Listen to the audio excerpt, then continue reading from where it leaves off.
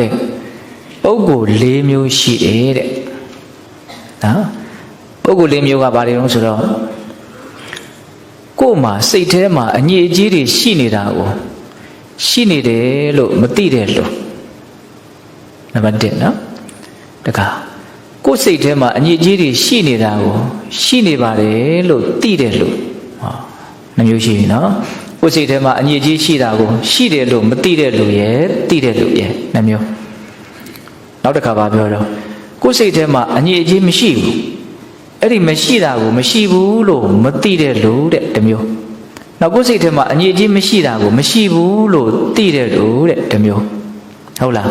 အငြိအကျေးမရှိတာကိုမရှိဘူးလို့မသိတဲ့လူရဲ့သိတဲ့လူရဲ့အဲ့ဒါဘယ်နှမျိုးဖြစ်တော့၄မျိုးဖြစ်သွားတယ်နော်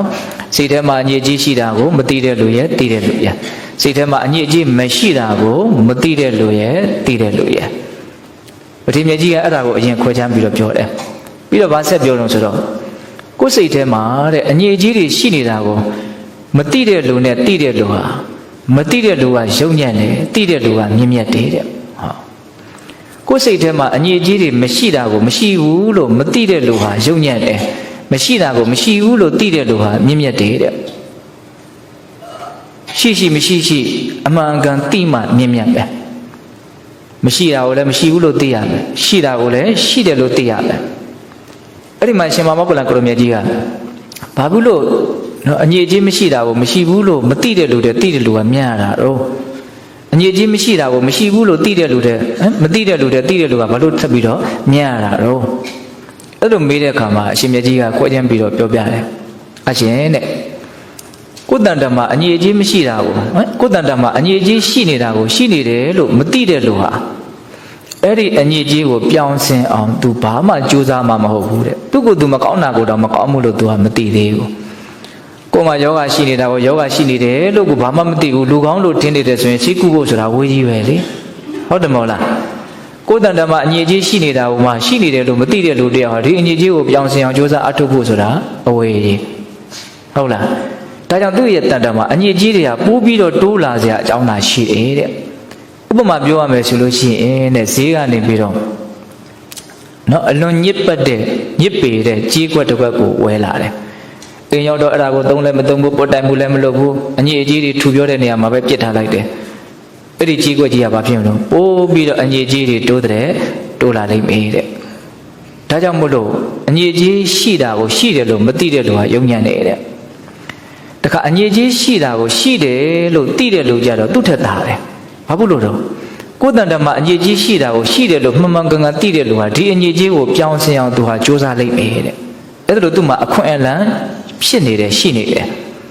ဥပမာပြောရမယ်ဆိုလို့ရှိရင်တဲ့နော်ဈေးကနေပြီးတော့ညစ်ပေတဲ့ကြေးကွက်တစ်ခွက်ကိုဝဲလာတယ်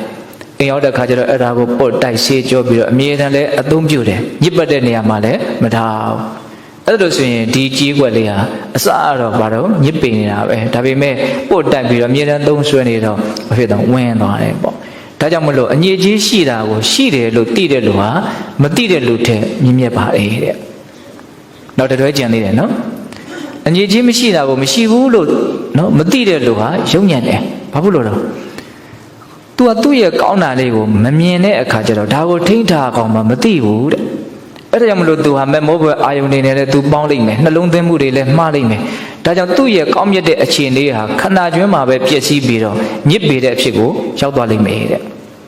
ပမာပြောရမယ်ဆိုလို့ရှိရင်တဲ့ဈေးကနေပြီးတော့ဝင်းနေတဲ့ဖြူးနေတဲ့ကြေးကွက်ကလေးကိုဝဲလာတယ်ဒါပေမဲ့အိမ်လဲရောက်ပြီလဲဆိုရောသုံးလည်းမသုံးဘူး